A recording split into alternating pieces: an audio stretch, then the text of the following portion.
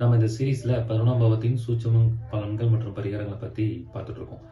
பொதுவா நம்ம எல்லாருக்குமே பணத்தை சேமிக்கணும்னு ஆசை இருக்கும். நிறைய பேர்ல சேமிக்க முடியாது. சில பேர் தான் சேமிப்பாங்க. பணத்தை சேமிக்கணும்னா 11ஆம் பாவத்தை இயக்கினா பணத்தை சேமிக்க முடியும். அப்ப நீங்க என்ன பண்ணணும் அப்படின்னு சொல்லி பார்த்தீங்கன்னா, 11ஆம் பாவங்கிறது ஃபிக்ஸ்டு டெபாசிட். நீங்க ஒரு நகை வாங்குறீங்க, நகையை சேமிக்கிறீங்க, பணத்தை சேமிக்கிறீங்க, எல்லாமே 11ஆம் பாவம் தான்.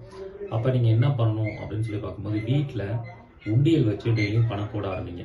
இந்த ஒரு பரிகாரத்தை பண்ண ஆரம்பிச்சீங்கன்னா உங்களுக்கு ஃபிக்ஸ்டு டெபாசிட் போட ஆரம்பிச்சிருவீங்க, நகை சேமிக்க ஆரம்பிச்சிருவீங்க.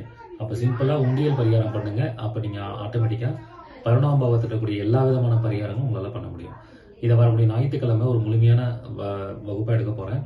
இந்த வகுப்பில் 11ஆம் பாவத்தை பற்றிய பலன்கள் மற்றும் பரிகாரங்கள் எப்படி எடுக்கிறதுன்னு சொல்லி கொடுக்க போகிறேன்.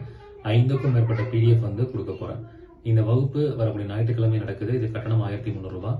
பழைய மாணவர்கள், மாற்றுத்திறனாளிகள், மூத்த குடிமக்களுக்கு 1500 ரூபாய் கட்டணம். இந்த அரிய வாய்ப்பை பயன்படுத்திக்கோங்க, முன்பதிவு பண்ணிக்கோங்க. நன்றி, வணக்கம், வாழ்க வளமுடன்.